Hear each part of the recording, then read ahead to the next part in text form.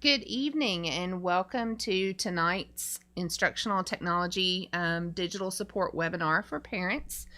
This is our third support webinar to talk about account basics for your child and Google Meets and Google Classrooms. We want to thank you all for joining us, and hopefully the information presented tonight is of some benefit and some help. So I am joined by my awesome team. Matt Cressline is a digital learning coach for Central and South Feeder. Christy Beam is the digital learning coach for Greenwood and East Feeder, and I serve North Warren. So we are happy to be here tonight, and Christy is going to be taking questions from the chat. So if you have any questions tonight, just put them in the YouTube chat, and she is going to be trying to monitor that for us and help with some responses. So first and foremost, let's just go through what we're going to talk about tonight. The first thing we're going to talk about is the technology portal and some resources for you all. We're also going to be talking about the Chrome browser and Chromebooks and logging into those tools, Google Classroom, and then Google Meet. So very first thing, Matt's going to start sharing with the technology portal. Okay, so we have in the technology department created a website devoted to supporting our teachers, students, and parents and guardians with any technology-based instructional help. So what I want you to do is make note of this link here, and I'll show you in just a minute where to find this later on. So if you don't happen to write it down or screenshot that right now, I'll show you where to find this in just a minute. But the quick link to get to our tech portal is bit.ly/WCPS Tech Portal. So what I'm going to do is I'm going to go there now. We have a lot of different things for our teachers on this first page, but on the left side of the screen, there's a Parent Family Toolkit button. So when you get to our tech portal, if you click on that, this will take you to several different things intended just for parents to help answer questions and get through, make sure we're all on the same page with our teachers and whatnot. So the first thing on this page is a form. If you click on this image here, this will take you to a Google form that goes straight to our department. This goes straight to Amy, Christy, and myself. So if you have questions with how do I log in or how do you find a certain resource, or you're having trouble with something, the first step would be to contact your teacher or your school. And then the second step, if they have trouble or if you need more help to enter your information on this form, it comes straight to us immediately, and then we tend to we'll reach out ourselves or see if a teacher or a school staff member can help with that. So that is the Instructional Technology Assistance Request form at the top. Below that, we did this in a different order the first time we did this, a couple weeks ago, last week. And what we realized was we did this tech portal at the end, but we should have done it at the beginning. There were parents taking notes, and we needed to readjust how we did it. So the presentation that we go through tonight can be found on this page as well. So everything that we go through, here's what we're talking about right now. Now, what's nice about this is that this is all hyperlinked to certain spots in our first recording. So if you need to go back and rewatch parts of this presentation, you can click on that link and it'll take you straight to our first YouTube live video. So the next thing that we'll talk about in just a second is account login. So when you click on this, it'll take you to that hyperlink spot in that video. Below that on this tech portal for parents is the digital skills tutorial matrix. So this is a collection of, and these are also hyperlinked to those spots as well. I'll go ahead and click on that and show you around here for a second. If you have certain questions, this is a tutorial matrix of not every, but the majority of issues or different things that you have the option to do in all of the Google apps. So if you have a question about how to join a Google Classroom under the Google Classroom spot here, when you click on that, how to join a class, it'll take you to a little video showing you how to join a Google Classroom. How do you right click on a Chromebook? When you click on that, it'll take you to another video. Some of these are videos, some of these are slideshows, but they will help you figure out exactly what you need to do and the troubles that you have. It'll help you get those answered. So this is a giant sheet of lots of different things, but if you look through here, that might answer some of your questions as well. These are all hyperlinked to those things as well. So if I have a Google Drive question, it'll still take me to that sheet. Then I can find the Google Drive icon and look through that as well. Below that is a Parent's Guide to Google Classroom. It's a presentation that kind of walks you through exactly what Google Classroom is. And then at the bottom, we have some digital citizenship resources for your student. These are really important things that we need to start talking with our students about, not just how to stay to use electronics correctly, but how to stay safe using the online resources that they are using. So those are at the bottom of that page as well. So talking about Google Classroom, I believe that is the next thing is how to log in to Google and a Chromebook. So I will give it back to Amy and she will start walking us through that. Okay, so let's just start at the very beginning. All students in Warren County, K through 12, have a Google account. And this is the name format or username format for the student. It's first name dot last name at stu.warren.kyschools.us. And sometimes there might be a number after their last name. For example, if it's a common name like John Smith, and maybe we have 5 John Smith students in Warren County schools, there might be a number after the last name. So it might be John.Smith2, John.Smith3, John.Smith4. But that is the pattern of your child's Google account. Their password is their student number. The teachers may also refer to it as the state ID number. This number can be found on the Infinite Campus Parent Portal. You can also get that from your child's teacher. So definitely reach out to your child's teacher or check the Infinite Campus Parent Portal. This is a confidential password, so make sure not to share it and really reinforce with your child that they should not share out their account information. So the next thing we're going to talk about is how to log in to the Chrome browser. We recommend using the Google Chrome browser just because it works better for all of the tools and the G Suite applications that your child's going to be using.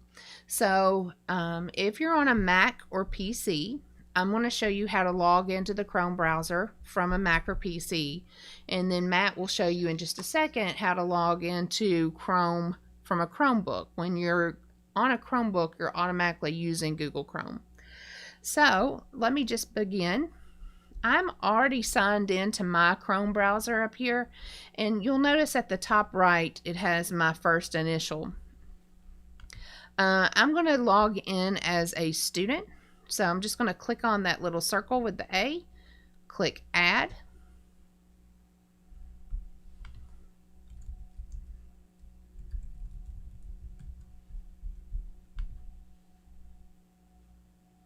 And this is what you'll get the very first time that you go to sign into the Chrome browser. It'll say already a Chrome user and sign in. And your student is already a Google account holder, so that is what they will click on. So I'm going to sign in, and it'll ask me for my email. And your child has a Gmail account or Google account. So remember, it's first.last at stu.warren.kyschools.us. You hit next, and then this is where you enter, or they will enter their student ID number or student number. And hit next. So this is a very important part. When they first log in, they're going to get this little pop-up screen And it's saying you're signing in with a managed account. So the thing that you want to definitely click is link data. Linking your data brings in extensions into the Chrome browser that we may push out, and also bookmarks that we push out to the students. So I'm going to click link data and then click yes, I'm in. So you'll notice right here I have a warren.kyschools.us folder that is in the bookmarks folder toolbar. And these will contain websites that are pushed out to your student. So some schools push out like a student links page that is just a quick reference bookmark for your child. Also over here on the right, you will notice extensions got pulled in. We push out some extensions to students. So definitely link your data when you sign in to the Chrome browser. So next, Matt is going to show how you log into a Chromebook. Okay, so this is the login screen for a Chromebook. It says enter your email, so your student will put their email address in. So the first dot last at stu.warren.kyschools.us. If it is a Warren County owned Chromebook, chances are it has this ending to the email already in there. The @stu is already in there. If it's a personal device, you will probably have to enter that all in yourself. When you click next, you'll put your password, and it takes you straight in. Linking and syncing are both on, and you are connected to your account the same as if you logged into the Chrome browser. So Amy's going to start and talk about Google Classroom next. Thank you, Matt. So the next thing that we're going to talk about is Google Classroom. And Google Classroom is the learning management system that we use here in Warren County. And it is just part of the Google suite of apps. So before we get into Google Classroom, I just want to show you when you're logged in to the Chrome browser and you go to Google, you will notice these 9 dots over here. And this is the Google Apps deck. The kids also call it the waffle. But if I click on that, it shows all of the icons for all of the Google tools that your student has available to them. So specifically what we're going to talk about next is Google Classroom. So I can go to Google Classroom by going to my apps deck and clicking on the Google Classroom icon. And it will take me to my Google Classroom homepage. I can also get to Google Classroom simply by going to classroom.google.com. So there's more than one way to get there.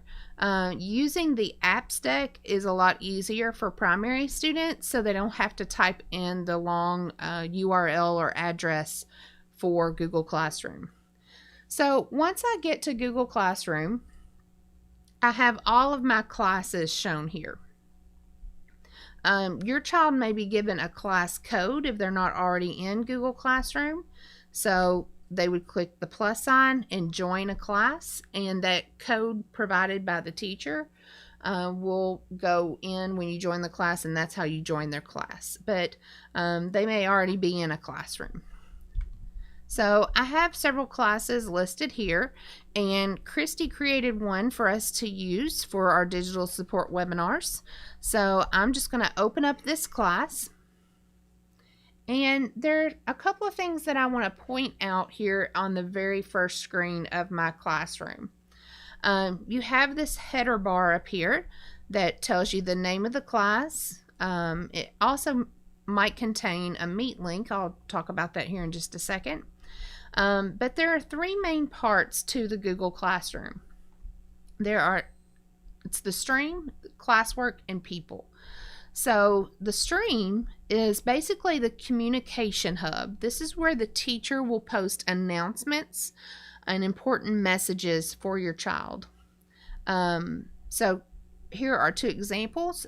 Miss Beam has posted two announcements, and that is where all of the announcements will appear. And you will notice they are stamped with the date, so you know in the order in which they were posted. Over here on the left, it says upcoming. This is where all assignments that are due in the next couple of days, they will be listed here. So that's just a visual reference and helpful tool for your child. The Classwork tab. This is where all of the assignments and work for your child will appear. When they are needing to go look for assignments, this is where they need to go. So Christy has organized this with topics. She's a very organized teacher, and so topics are very beneficial because it acts as a filtering tool. Let's say I just need to know my assignments for the week of August 31st. I can click week 2, and it takes away all of the other assignments and just shows me what's posted for that week.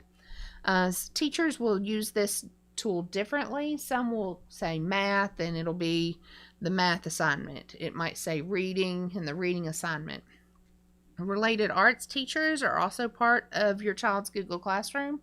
So if they have art, music, PE at the elementary level, they may be on the Google Classroom and have a topic for those classes as well. So topics is just a way to filter the classwork that's posted. The third thing that I want to show you is the People tab.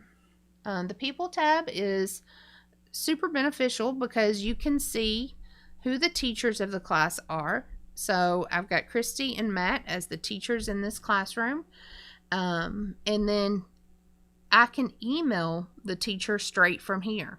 So I can email Miss Beam and I can email Mr. Cressline.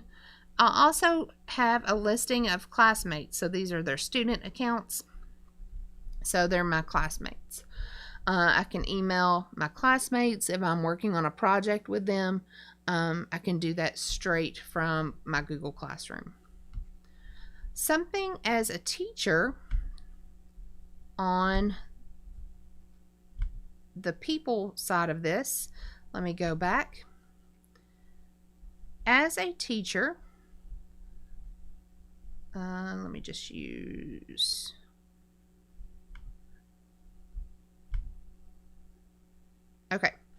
as a teacher, the teachers can send an invite to you as the parent to your email for what's called a guardian summary.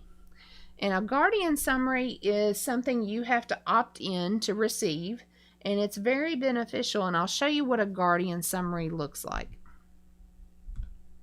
It is simply a report that you can receive that tells you everything that was completed or missing from your child's Google Classroom, also what's due, and any class activity that they did in the week prior. So this is a weekly summary, and the nice thing about this is if your child has more than one Google Classroom and the guardian summaries are turned on, you will get all class notifications in one email. So if they are a member of 3 classrooms, you'll get all 3 in one email, which is really nice. So definitely ask the teacher about that if you haven't received a guardian summary invite. So let me go back to the class where I'm a student.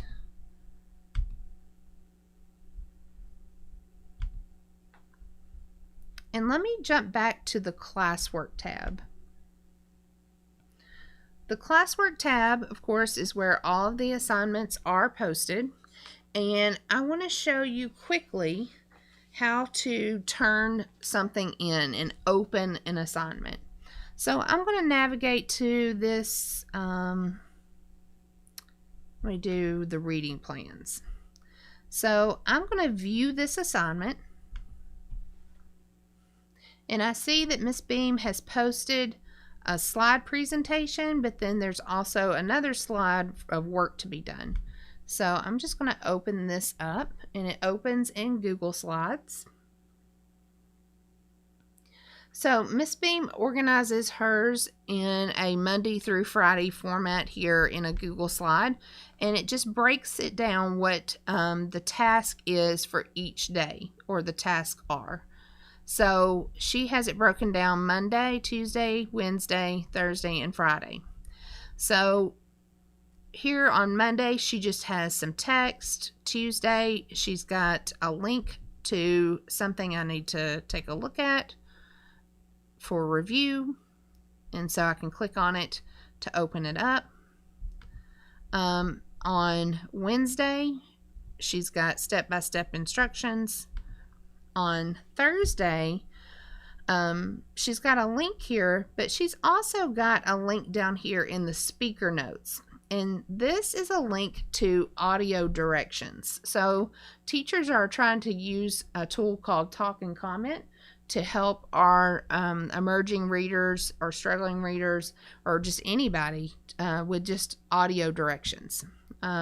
Sometimes it's not easy just getting an assignment with a whole bunch of text, so they may leave an audio note for your child. And then her Friday has a video. So once you review that, let me close that. This is the work that I have to do something and turn in, okay? So I'm going to open that slide up.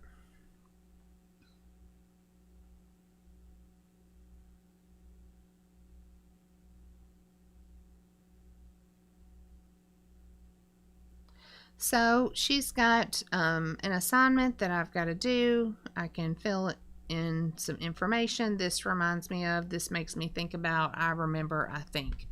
So I can click in there and type my responses.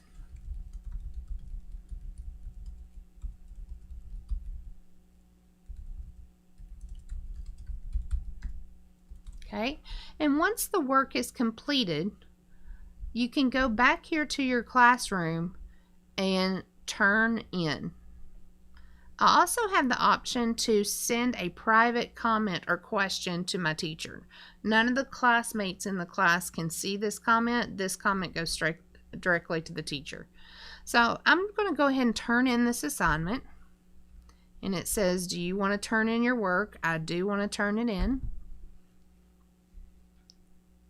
And once you turn it in, you'll notice your button now says unsubmit.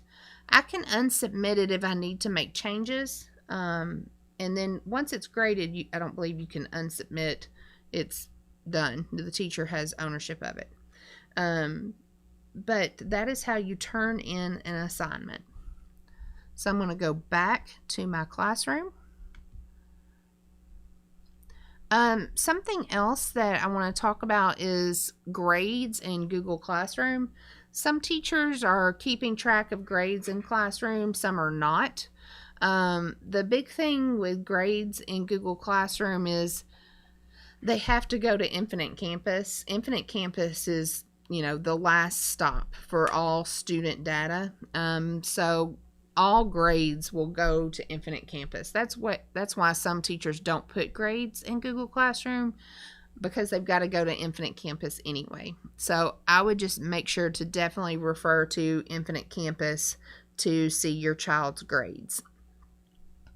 The other thing I want to talk about is Google Meet links. Your child may receive Meet links for live instruction with the teachers. Those might be posted here, and then other teachers might post them on the stream. So Matt's going to talk about Google Meets next, and he's going to go into more detail with that. Okay, so most of our teachers at some point will be using Google Meets. Google Meet is our only live video conferencing app that we are using in Warren County. There's a couple different ways to access Google Meet, or to find the link to the Meet that your teacher or your child's teacher will be sharing out. It can come straight to your email. So here's my email, and I got an email a little bit ago, said happening now. There is an invitation for a video meeting. So if you get one this way, all you'll have to do is click the link that says join meeting. You can also go straight to Google Meet, and you can find Google Meet from your waffle or your apps, and then go down and click on Meet. Your teacher might have sent a meeting code, so I could click join, type that code in to access the Meet. But I think what most teachers are doing right now is using the Meet code that is inside your child's Google Classroom. So the thing with this link here is it will be on sometimes and off other times. The teacher has the ability to turn this or make this visible or not visible for your child. If it is visible, that must mean that it's probably going to be a Meet time soon. And if it's not visible, then they have it turned off intentionally. So if it is on and we have a meeting that's coming up in a couple minutes, I'll go ahead and click on this link. And that takes me to the Google Meet to join. So right now I'm not in, but if I click this button on the side that says join now, that will bring me into the meeting. A couple things here, and we like to make sure that everyone's aware of this, but you have the option of turning off your microphone prior to joining and your camera.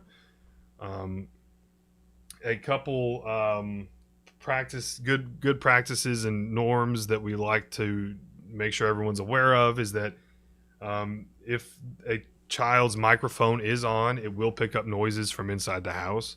And same with the video. If their camera is on, it will pick up things in the background. So do be careful where your child is when they are in a Google Meet with their class. Usually we suggest finding a quiet spot or a corner or a spot that is a safe spot for them to turn their microphone and their cameras on. Another norm, best practice that we like to talk about is turning off the microphone prior to entering a meet, so that when I join the meeting, if there are distractions or background noises that are happening, those will be not broadcasted to my entire class. So once you're in, there are a couple things here. You can turn on closed captioning if you need the extra help with having those captions on the screen. It will pick up and pull in anyone's voice and turn those into captions. And then when you're finished with your call or you're done, the class is over, you can just hit the leave call button, and that will take your student out of the Google Meet. So that is it for Google Meet. I'm going to send it back to Amy here. Thank you all for joining us this evening. If you have any questions, go ahead and put those in the chat right now. Christy is moderating the chat, so please feel free to jump in and take a look at that live chat and input any questions that you might have. Again, please refer to the tech portal for that form if you have questions that your child's teacher cannot answer. Again, your child's teacher is that first person that you'll go to. And then if they need assistance or we can support them or support you in any way, please make sure to fill out that form. But you'll get your quickest response and your, first most important. If you have questions that your child's teacher cannot answer, again, sorry. Your child's teacher is that, So definitely contact your child's teacher and they will be able to help you. If you have any questions, definitely reach out, and thank you again for joining us tonight. Have a great evening.